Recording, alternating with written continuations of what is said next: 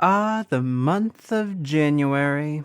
A month of beginnings. Beginning of the year. Beginning of my arduous journey of playing 100 video games. As of the end of the first month of the year, I have played and beaten 16, and only required 4 substitutions. A pretty auspicious start, if I do say so myself.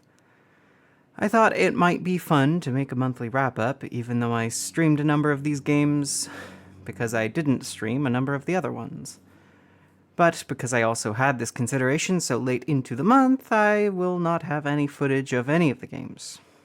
Because this is also being put up into the beginning of February, it's going to necessitate a fast turnaround. The thoughts and reasonings for placements on the list will not be the most thorough.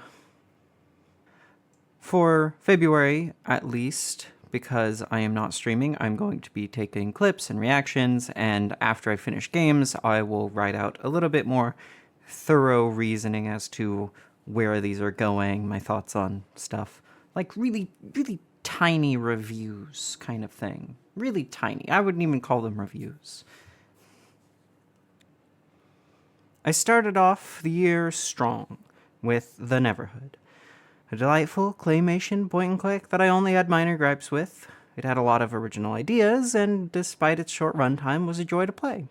For that reason, The Neverhood is the greatest game of all time. Well, mostly because it's the only game on the list, and since it's the only game on the list, it's also the worst game of all time.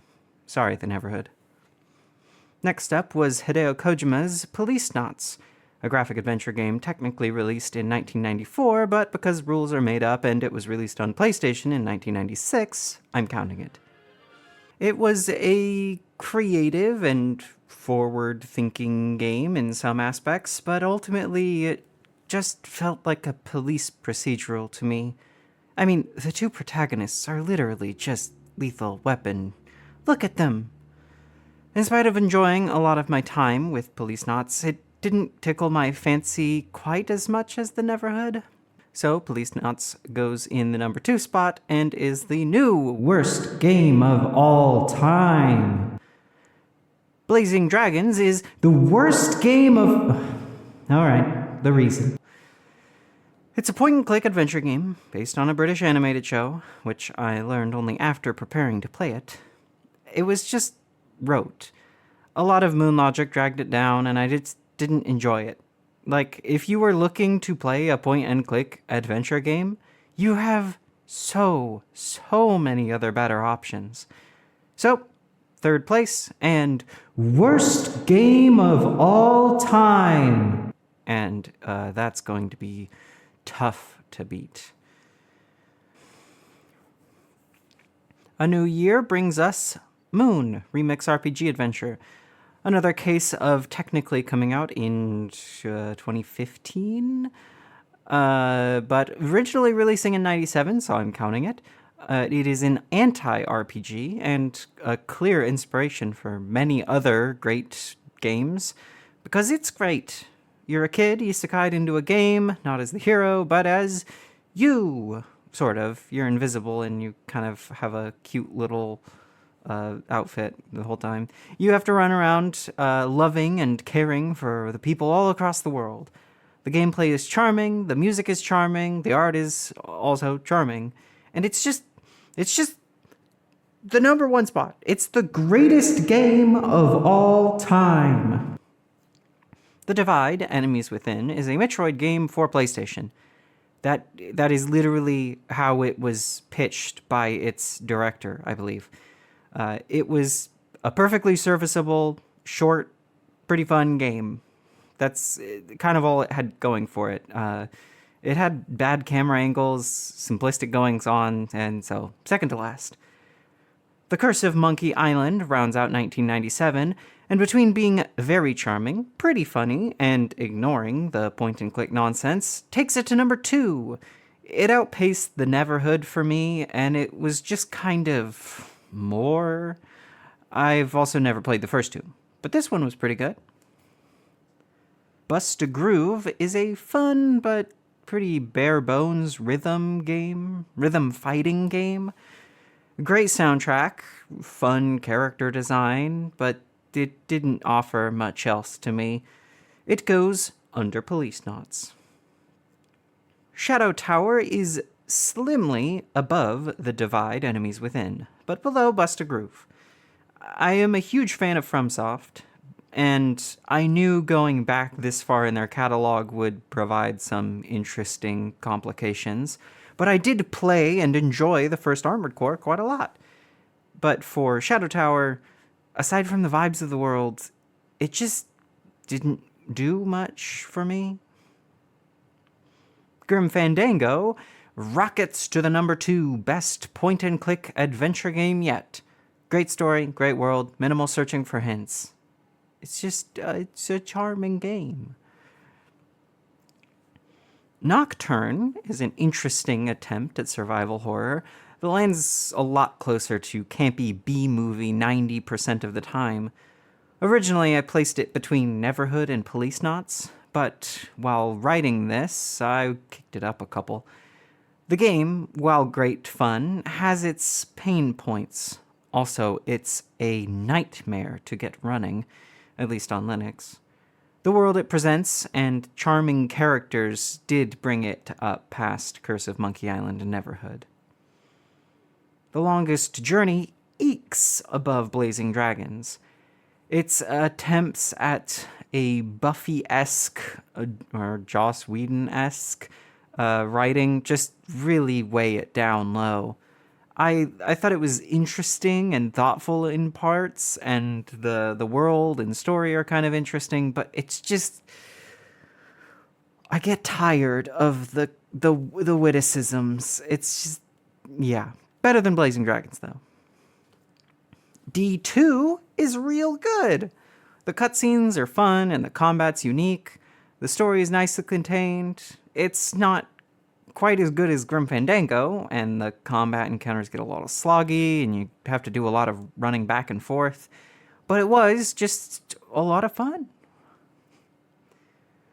The Bouncer goes just above Monkey Island. Pretty much because it's just dumb fun.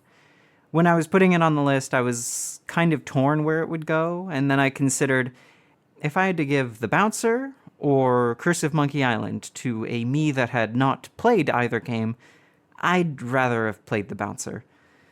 The overall repeatable playthroughs with different characters is fun. I'm not like usually one for this kind of arcadey fighting game, but I was having fun with it, and had a lot less headaches than I did with Curse of Monkey Island. Skies of Arcadia is just okay. I had high hopes for it, and while it has a lot of fun characters and a good story premise, that story is just really simple, and the combat's so easy, and there's so many encounters. If I had gone into the game and looked at more of the stuff, I would have played the GameCube version, and I might have enjoyed my time more, but I didn't. So the cons kind of outweighed the pros. Cooler than Bust a Groove, though. Deus Ex is a new number 2. It's got a lot of good stuff going on and a lot of replayability. I'm not personally going to be able to come back and replay this game for a while, and I don't know if, like, my enjoyment of the game really matched its spot on the list, but I just appreciate what it's doing so much. It's a really cool game. It's one of those things that if I had as a kid where you're just kind of stuck with a game for like months, this would be such a good thing to just play over and over again, knowing all of the codes, having them all written down. It's good stuff. It's good fun. I only finished one game from 2001 before the end of January, which was Lady Sia, a cute little Game Boy Advance game. It had fun artwork. The gameplay was pretty much what I expected from an average Game Boy Advance side scroller. She does turn into a werewolf, which is super cool. It goes below Shadow Tower for the pain points I had in the game.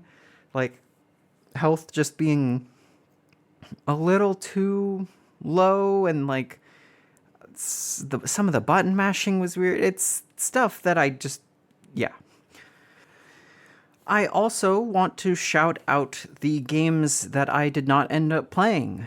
1996 saw me swapping out Dragon Force for a different Working Designs game, Lunar, which also got subbed due to it's fully just Working Designs' fault. I believe I swapped that out for Police Knots. On the one hand, I'm kind of bummed that I didn't get to Dragon Force or Lunar, but trying to work through an actively hostile translator was just too much for me. I also had to sub out Azrael's Tear, which is a bummer because I actually own the physical disc.